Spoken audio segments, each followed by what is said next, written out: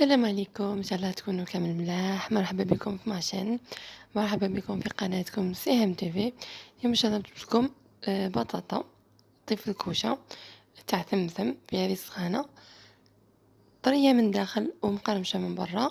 نروحوا ديريكتومون للمقادير وطريقه التحضير. نسمو بسم الله على بركه الله، ونصلوا كامل على رسول الله عليه افضل الصلاه والسلام.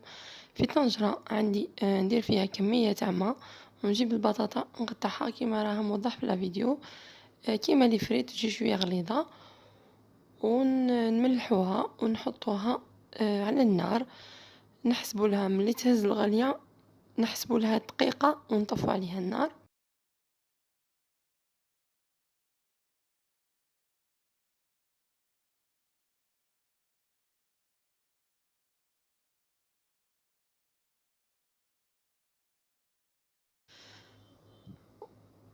ونصفوها في كيس نخلوها تكتر مليح واحد 2 مينوت ولا 3 مينوت باش نبداو الخدمه. نجيبو مول اللي يدخل الفور، نحطو فيه بابي كويسون،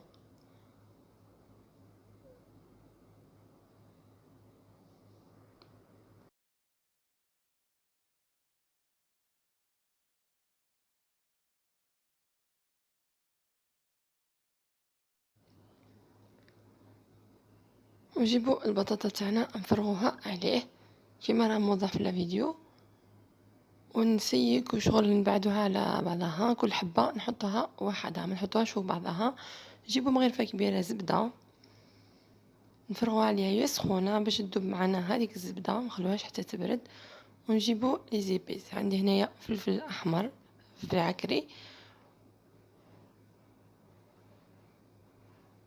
وعندي هنايا شويه فلفل كحل، بنتاعها كامل في لي زيبيس، وهذيك الزبده اللي درناها. وعندي هنايا قزبر ملحي يعطيها بنه بزاف بزاف شابه، وراس الحانوت والملح بيان سور. وكونوا ديجا ملحين البطاطا تاعنا في الماء بصح ما كتروجلاش بزاف باش ما تجيناش مالحه.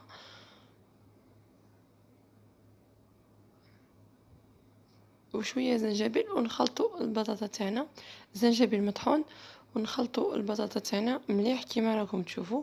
ونسيو نخلطوا بشويه باش ما تكسرش معنا الحبات، تشد روحها في الطياب. نخلطوها مليح، كل حبه نعطوها حقها من لي زيبيس والملح والزبده.